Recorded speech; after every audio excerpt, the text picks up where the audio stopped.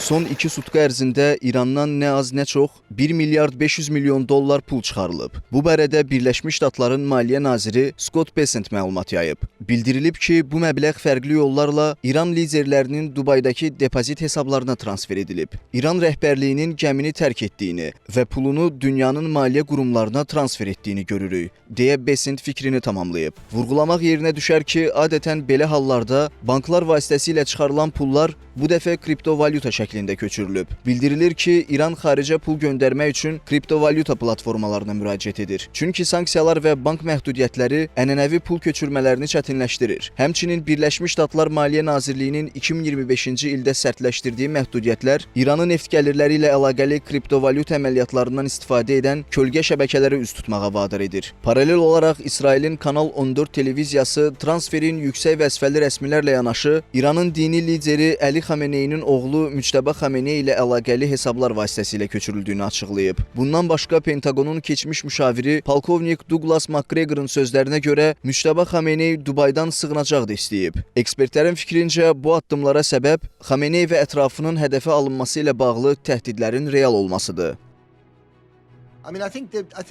Düşünürəm ki, onlar vəziyyətin hər an dəyişə biləcəyini düşünür. Yəni, İran liderləri vəziyyətin birdən-birə əleyhlərinə dönə biləcəyi ehtimalını dəyərləndirirlər. Ona görə lazımi tədbirlər görməyə başlayıblar. Bundan əvvəl də Rusiya təyyarələr vasitəsilə aparılan qızıl məsələləri gündəm olmuşdu. Əgər nəzərə alsaq ki, Trump vəziyyətin gərginləşdiyi bir vaxtda hədəfin Xamneyi ola biləcəyini deyib, o halda bu addım təhlükəsizlik tədbirləri sayıla bilər.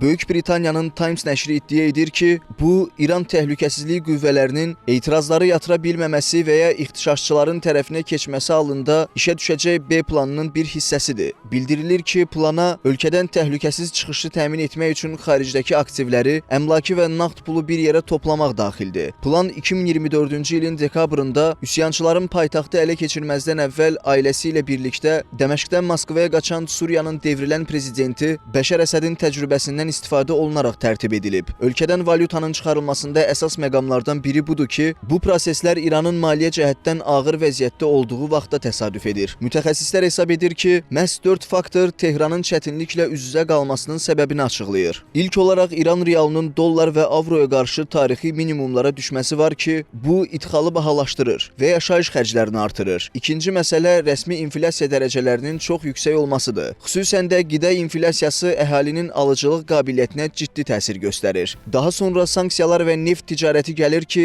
beynəlxalq sanksiyalar neft ixracını məhdudlaşdırır və ticarətin qara bazara kütləvi şəkildə keçməsinə səbəb olur. Son olaraq iqtisadi tənəzzül var. Yəni Dünya Bankı və digər maliyyə təşkilatları İranda iqtisadi artımı deyil, azalmanı gözləyirlər. Analitiklər hesab edir ki, ölkədə etirazlar dayandırılsa belə iqtisadi sabitlik gözlənilmir. Yaranan maliyyə çöküşündən İranı yalnız dünya iqtisadiyyatına inteqrasiya çıxara bilər. Amerika Birləşmiş Ştatları illərdir İranın maliyyə mənbələrini kəsmək üçün neft ixracına maksimum təzyiq kampaniyası tətbiq eləyir. Son vaxtlar bu kampaniya daha da artıb. Hazırda ölkədə inflyasiya göz qabağındadır. Amerika Birləşmiş Ştatları administrasiyası bununla bağlı açıqlamalar da verir. İran neft və təbii qazla zəngin olmasına baxmayaraq, potensial siyasi risklər və sanksiyalar səbəbindən iqtisadi rifahı bərpa edə bilmir. Bu da iqtisadi tənəzzülə və valyutanın ucuzlaşmasına səbəb olur. Xatırladaq ki, bundan əvvəl Britaniyalı deputat Tom Tugendhat Xameneyinin İrandan Rusiyaya qızıl daşıması ilə bağlı sensasiyalı açıqlama verib. Onun sözlərinə görə Rusiya yük təyyarələri Tehrana eniş edərək silah və sursat daşıyıb. Geri dönərkən isə ölkədən külli miqdarda qızıl çıxarılaraq Moskvaya aparılıb.